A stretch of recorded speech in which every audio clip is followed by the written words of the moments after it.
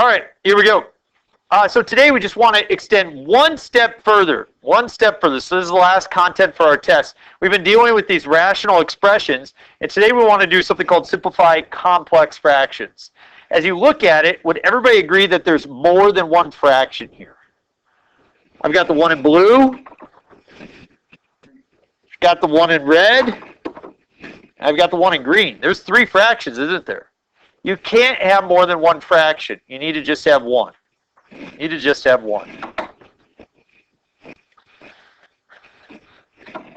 So, this one you actually already know how to do. X plus 1 over x squared minus 1. Instead of dividing by this, you're going to multiply by the reciprocal. What's the reciprocal of this? X minus 1 over x. Can I just cancel off these x's right here? Just cross them off right now?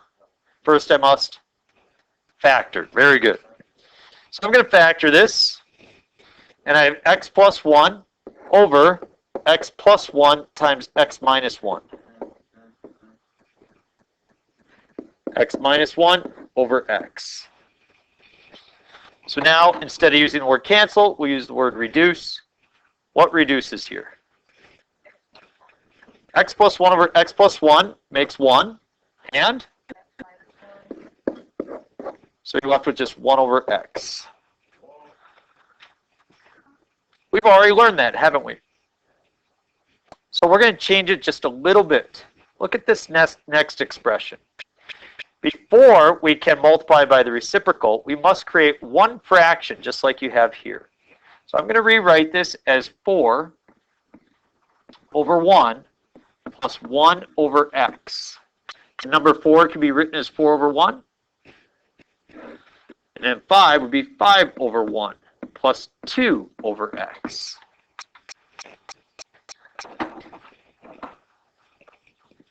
So I'm now going to add the fraction in the numerator and add the fractions in the denominator. What do I have to have in order to add fractions? What is the common denominator? What is the common denominator between 1 and x? X. So therefore I must multiply top and bottom by x. Notice here we're going to have the same thing.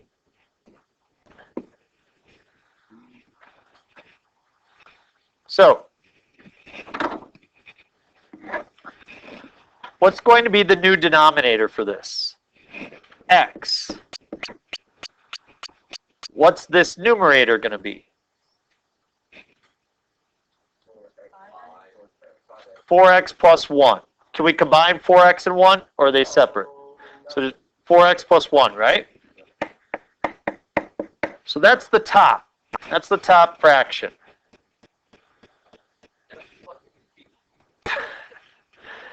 Smartest students in the world. Now we're going to, what do I have for a denominator here?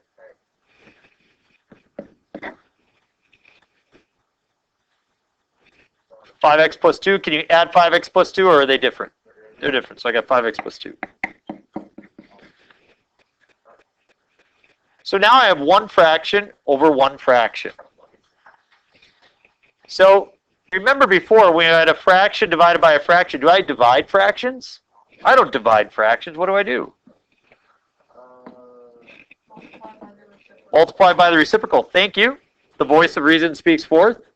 She says, don't divide by this. Multiply by the reciprocal. Put the x in the numerator and put 5x plus 2 in the denominator. Do you see what's going to happen? The x is reduced to 1. And you're left with 4x plus 1 over 5x plus 2.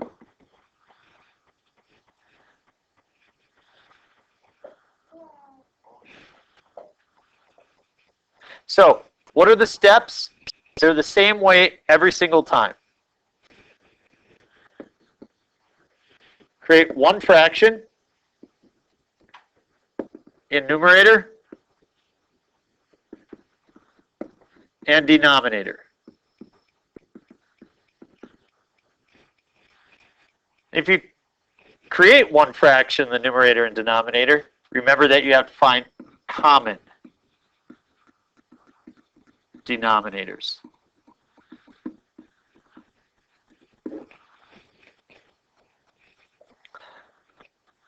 Create one fraction in the numerator and the denominator. Make sure that there's common denominators when we add them together. The second step was simple. We already know how to do it. We multiply by the reciprocal.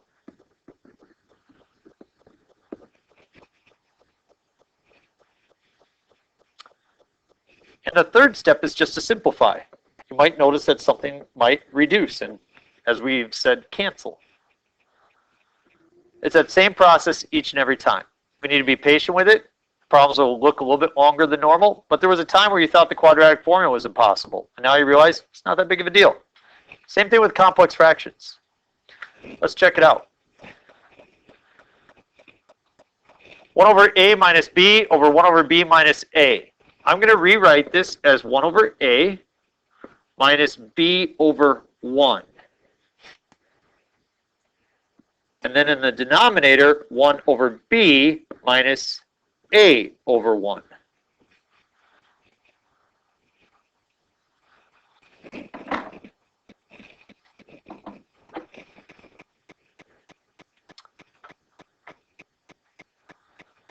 Common denominator for the top will be a. Common denominator for the top and bottom will be b.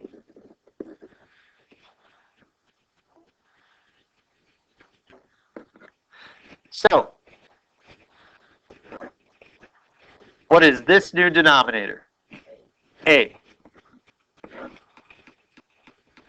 What's going to be in the numerator? 1 minus, and you could write it as AB as well.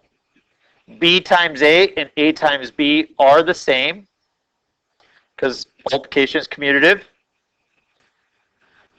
What's the denominator here? B. And the numerator? Ooh, anybody see what's going to happen? Yeah. So notice that just this adding piece, that's the only part that's different. Now what we do is exactly what we've done before. 1 minus AB over A, or multiplied by B over 1 minus AB. And as you guys said, you notice that those reduce to 1.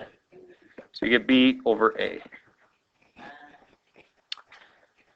So just to be clear, we've added fractions before, we've multiplied them before, we've divided them before. So all of this is actually a lot of the things we've done put together.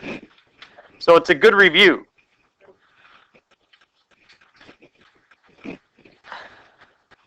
Affects a few people. I want to make sure we can get a look at it. All right. Number 4 looks just a little bit different. I want you to focus on x minus c in the denominator. Notice how it's x over 1 minus c over 1.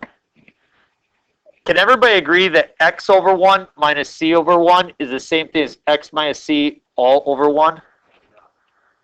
So this bottom is already one fraction, okay? Because it's all just over 1. So on the top, I'll rewrite 1 over x minus 1 over c over x minus c over 1. So I would like to leave the bottom alone. It's already just one fraction.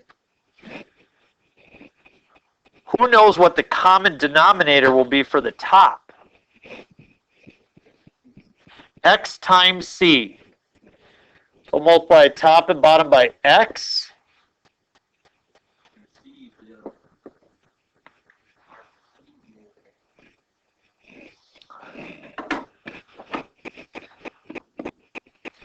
So what's this new denominator?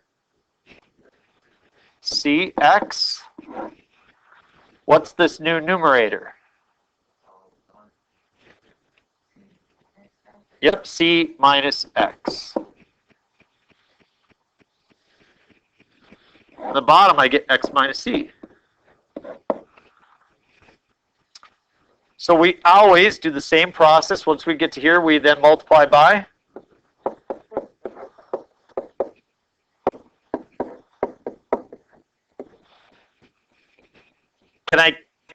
reduce c minus x over x minus c, does that reduce to 1? No, it doesn't.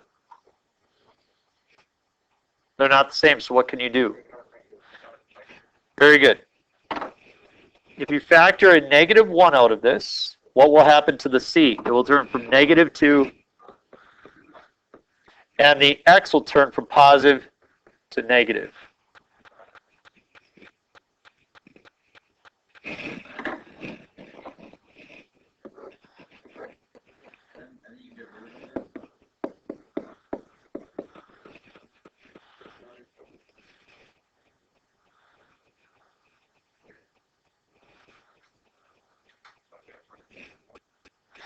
So the negative is in the bottom.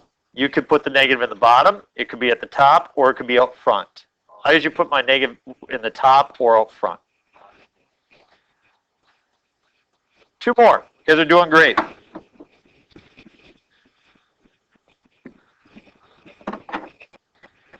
Six over 1 plus 10 over x plus x minus 4, excuse me. All over 8 over 1 plus 2 over x minus 4.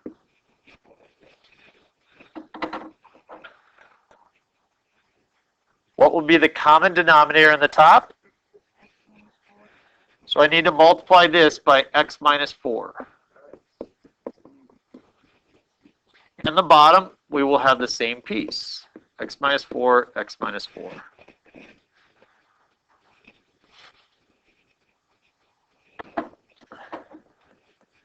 Let's distribute our 6. What do we get?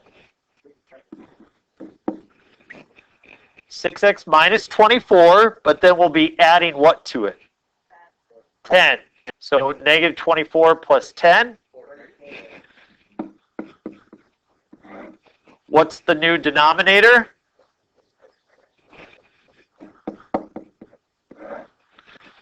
Distribute the 8. It will be minus 32, but then we will add minus 30, Joshua. Over. That's the only new step. Once we get to that, we multiply by the reciprocal.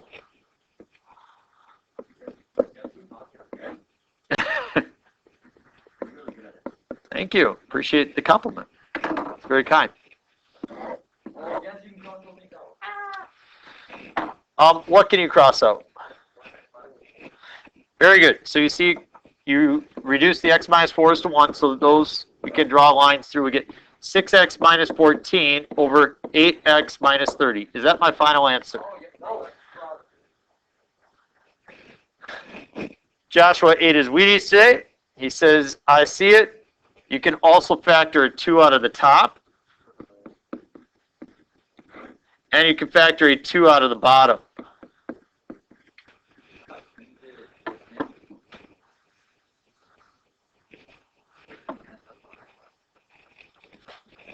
I am. This is true. We're a school of second chances, so.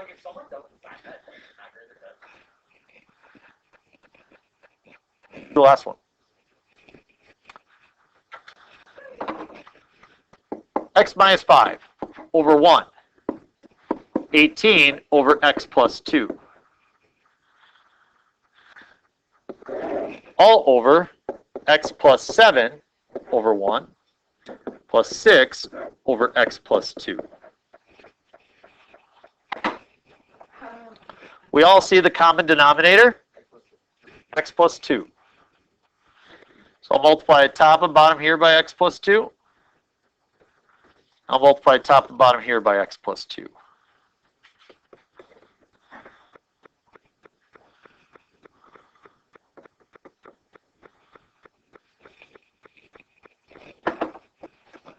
All right. Let's take our time. And let's multiply this out. X times x. 2 times x and negative 5 times x. 2 times negative 5. negative 10, and then I'll subtract 18. What is the denominator? X plus 2.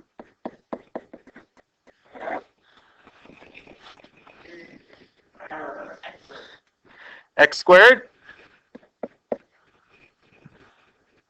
2x and 7x? 9x? 2 times 7 is 14, plus 6? Over?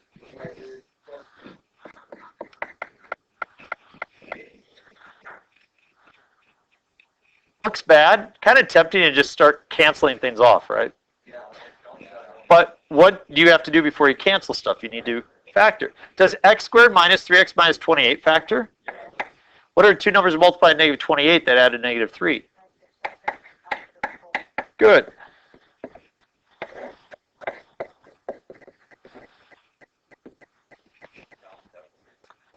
Now I'm going to multiply by the reciprocal, right? So what's going to be in the top? X plus 2. And then does x squared plus 9x plus 20 factor? X plus 5. X plus 4.